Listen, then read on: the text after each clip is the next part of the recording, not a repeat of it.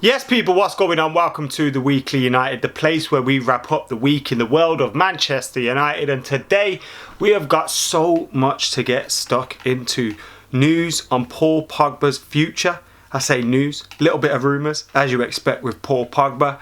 Also talk about Manchester United and their record against the Big Six.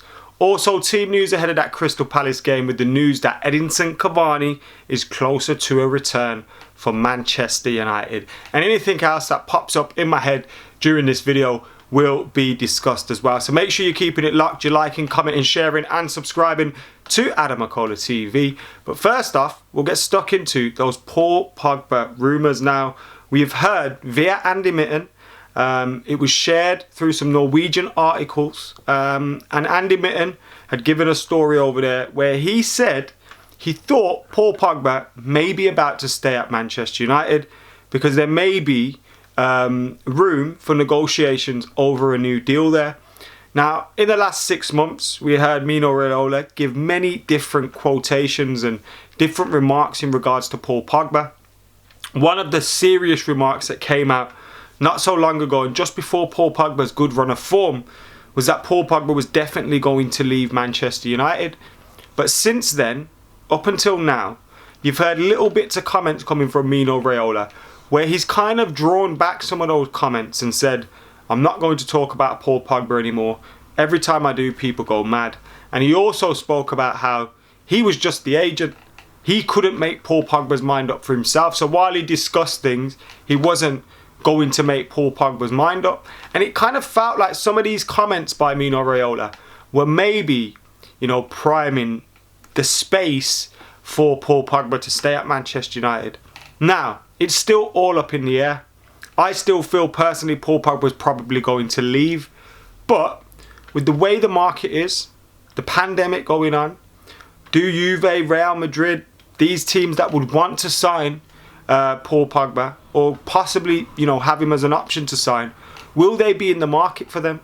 We could see others like Mbappe, Haaland being on the move. Would teams be able to go for those players and go for a Paul Pogba? So there's the argument about whether, Paul Pogba, there's enough demand there for him and demand that will see a team pay the price that Manchester United want. But also, you have seen a Paul Pogba over the last couple of months that is looking happier at Manchester United pre-injury, playing good football, looking good.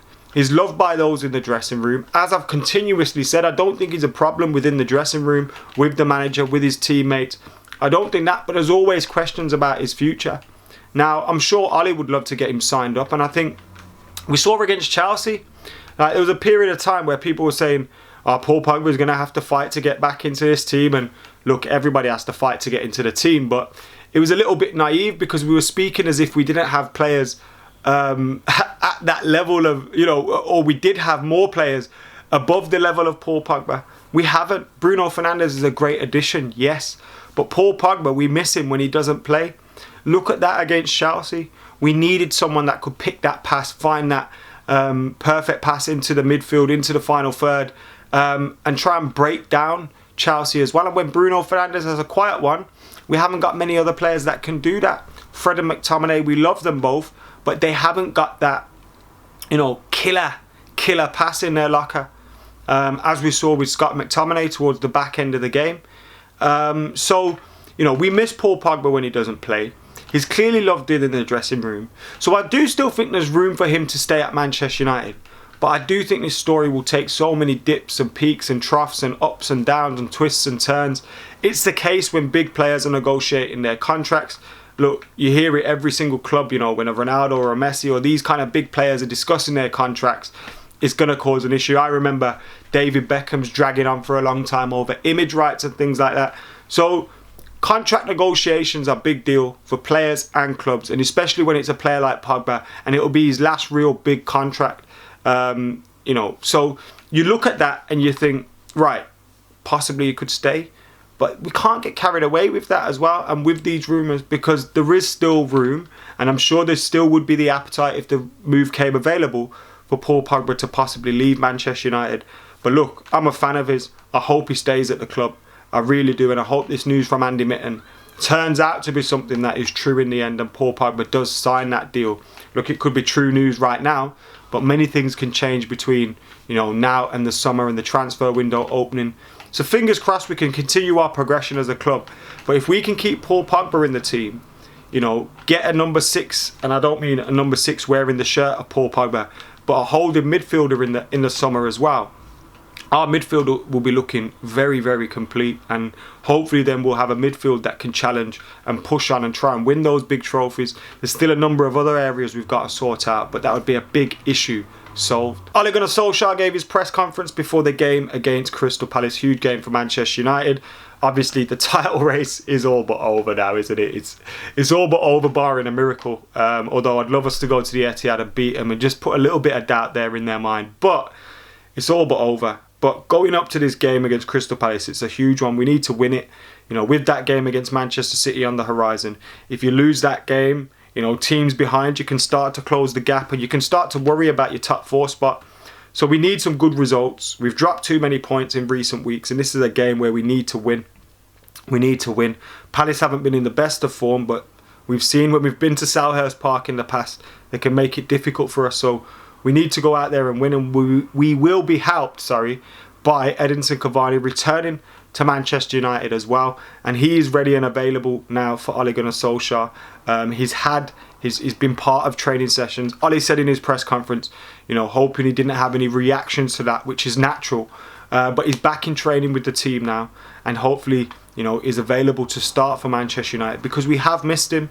You know, Martial, his form continues to be on the downward turn as much as we'd like him to continue performing. I actually thought Mason Greenwood did okay at times against Chelsea, but we missed the experience of Edinson Cavani, especially while Martial isn't in the goals, and to get him playing up front again will be vital. Maybe keep him on the bench, start Martial in this game against Crystal Palace, but get Edinson Cavani coming off the bench and get him ready for that big game against Manchester City on the weekend. Now, since that result against Chelsea, there's been a lot of talk about Manchester United's record against the top 6.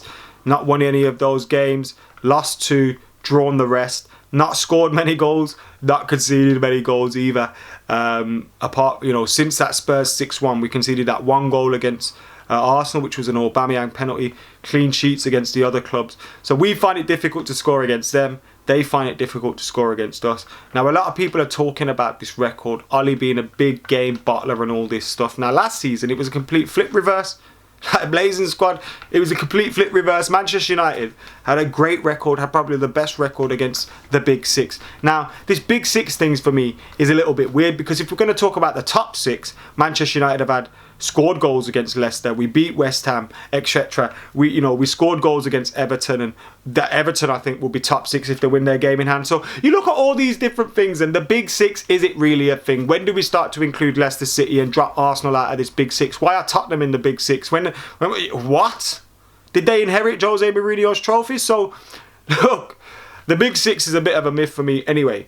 But when you do look at it, I think since that 6-1, it's clear that we've got in there to protect our defence. Against Arsenal, against Chelsea at home, I was really disappointed with the lack of intent to go and attack, real attack. You know, we sat off them a little bit. We showed them too much respect against an Arteta side that weren't playing well, and a Chelsea side under Lampard that weren't playing well. So I understood the criticism of those games and those results, but we had our chances in those games as well, and we should have scored them. But criticising the Liverpool result and the Chelsea result, for me, is a little bit odd. The Liverpool game, we had probably the best opportunities. Pogba, Bruno Fernandes should have scored, but it was against the champions. Manchester United rarely play well at Anfield anyway. And look, a 0-0 result isn't the end of the world there. We kept them out as well, do you know what I mean? But the Chelsea game, again, on another day, United get a penalty, we win. McTominay makes his pass, we win. Like, alright, there was things that weren't perfect about the performance, but I think people are reading into it a little bit too much. All this talk about Big 6 this, Big 6 that. The problem for Manchester United has been dropping those points against